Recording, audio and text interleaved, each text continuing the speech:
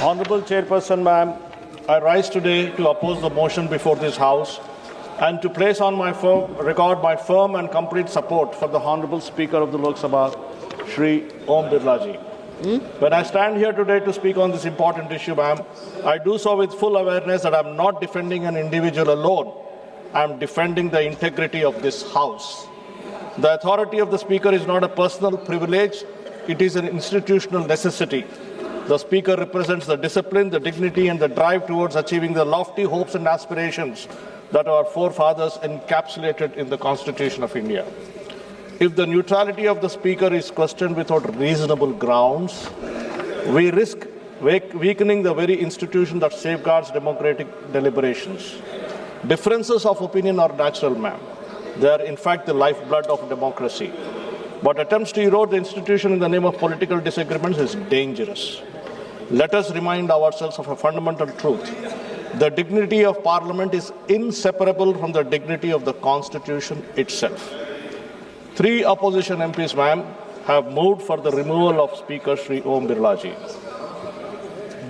This initial proposal submitted was full of mistakes, such as wrong dates, photocopied signatures, and therefore technically could have been rejected. It is the generosity of Shri Om Birla ji who not only asked them to rectify the errors and resubmit the motion which was against him. This motion was against him and yet he accepted it, but also admitted the same in adherence to the proper procedure.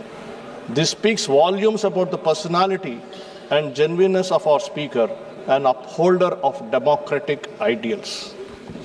Honorable Chairperson, ma'am, Shri Om Birla ji has had a long journey as part of Indian political system. We see flashes of his dedication to the development and upliftment of people during his time as a legislator in Rajasthan Legislative Assembly. During the 13th Rajasthan Vidhan Sabha, he raised more than 500 questions, an extraordinary demonstration of legislative commitment. His contributions were so substantive that he was included in the list of Sadan ke Sitare, the stars of the House, on more than 6 occasions. He led movements to eradicate the malnutrition from the Saharia tribal area of Baran district of Rajasthan and led movements to help the victims of the Bhuj earthquake of 2001, aged pensioners with their medicines and consumer cooperatives. Ma'am, for a democracy to thrive, its opposition is an important factor.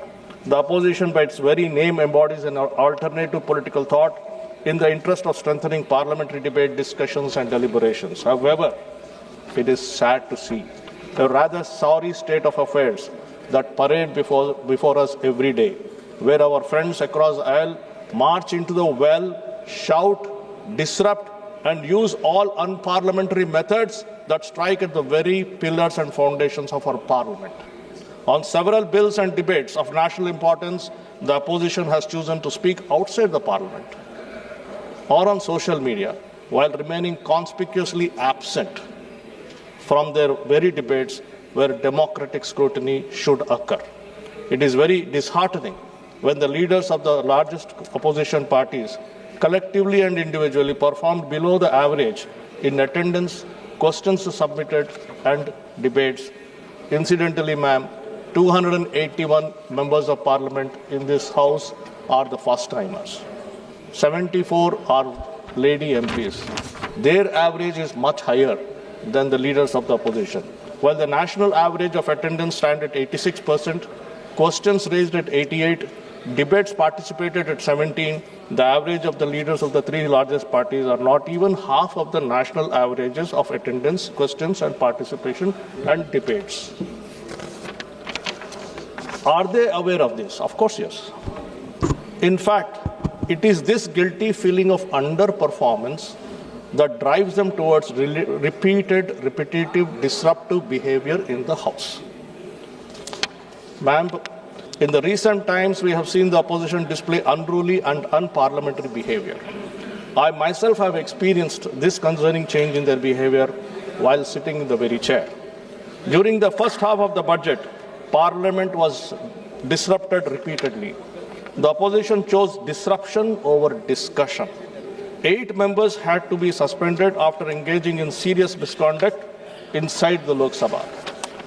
Instead of participating in debate, these members stormed the proceedings with slogan shouting, chaos, and even throwing papers at me while I sat on the chair. And again, when another honorable chairperson was sitting on the chair, an act that directly challenges the dignity and authority of the parliament itself. One of the suspended MPs even had the audacity to address the chair as Yar, and it was objected. Yet another member who said, Chairman Saab, Yar kaha to kaun si aafat toot padi hai. This is the approach. This is the respect that the opposition gives to Lok Sabha, to the parliament and to the chairman. This attitude and behavior has deeply pained me. Pained me because of their attitude and behavior, because of the respect they have for the democracy of this country. However, this is not the first time the Congress has behaved so miserably. Kindly recall, in 2014, one honorable member of parliament has brought pepper spray into the house and sprayed. So that is the respect. Congress party has been habituated to such behavior which is unsafe towards fellow and respected MPs in the parliament. And when such tactics don't work, they simply resort to stalling the functioning of the House.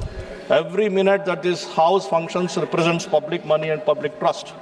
The functioning of both houses of the parliament costs approximately 2.5 lakh rupees per minute, 1.5 lakh crore rupees per hour, and nearly 9 crore rupees per day. This money comes, ma'am, from the hard work of millions of citizens who pay taxes to build this nation. When the House is forced into repeated adjournments due to disruptions by the opposition, it is not merely time that is wasted, it is the hard money of the people that is wasted. In 2023, both the houses lost more than half of their scheduled working hours due to the disruptions. During the monsoon session of 2025, the Lok Sabha functioned for only 37 hours out of the 120 hours scheduled, while the Rajya Sabha functioned for only about 41 hours. All this is because of the disruptions made by the opposition parties. The Congress party-led opposition did not even spare the Honorable President's address. During the budget session of 2026, when Honorable President Srimati Draupadi Murmuji was addressing members of the opposition, raised slogans and disrupted her speech. The President's address represents one of the most important constitutional movements of our parliamentary calendar. Disrupting that movement is not merely disorder, it is disrespectful to the highest constitutional office of the Republic.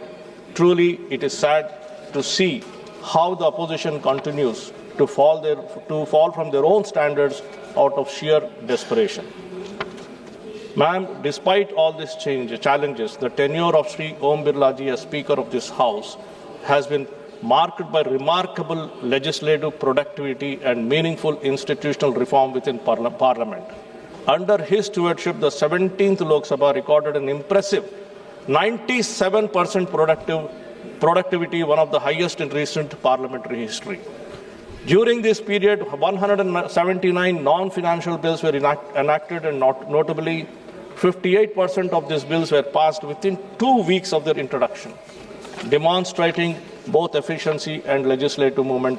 Landmark legislations of the Constitution's Women's Reservation Act, Nari Shakti Vandan Act 2023, J&K Reorganization Act 2019, the Muslim Protection of Rights of Marriage Act 2019 were enacted during this period.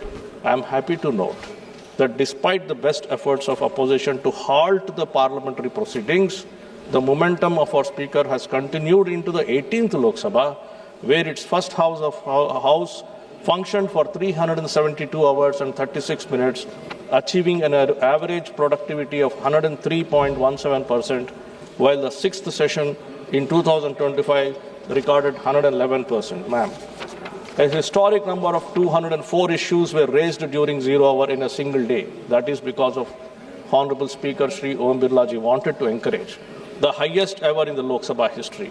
Equally transformative has been the Digital Parliament 2.0 initiative, including digitization of over 8,000 hours of parliamentary archives, artificial intelligence-based search tools, digital attendance systems, and the Sansad Bhashini multilingual translation platform, strengthening accessibility, efficiency, and modernization of India's parliamentary function. Our Speaker, Sri Om Birla ji, actively encouraged first-time and women MPs' participation in the House. I have personally seen him engage, interact, and encourage many members across the party lines who had never spoken earlier to contribute to the parliamentary functioning via questions, debates, and even supplementaries. As someone who entered this house for the first time, I can personally attest to the encouragement given by Shri Om Birla ji. Being entrusted with a responsibility such as serving on panel of speakers demonstrates his belief that first-time parliamentarians such as myself must be given the opportunity to learn and grow. Honorable Speaker Shri Om Birla ji recently introduced biometric attendance system. Probably this must have frustrated the opposition because they have to now record electronically. Ma'am, recently we have seen an increasingly desperate strategy emerge where attacks are not just restricted to political leaders, but to other constitutional institutions such as Election Commission, the Supreme Court of India, and even the defense forces.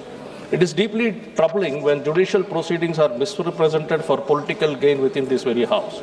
In 2019, public claims were made both inside and outside the parliament that Honorable Supreme Court has endorsed the slogan "Chaukidar Chor Hai" in connection with the Rafale procurement case. This assertion was factually incorrect. The Honorable Supreme Court never endorsed such a slogan, nor did it make any observation that would be reasonably be interpreted in that manner. The Honorable Court itself later clarified that its observation has been misquoted and misrepresented.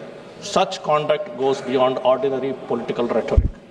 When a member represents the words of Supreme Court within the Parliament, it undermines public faith in both the institutions simultaneously. The judiciary is one of the most important foundational pillars of our constitutional democracy. Any distortion of its judgments within Parliament risks eroding institutional respect. Misleading the House on matters concerning the Supreme Court can be considered legitimate parliamentary misconduct. Madam, now when it comes to the matter of Indian armed forces, it's a very, very serious matter.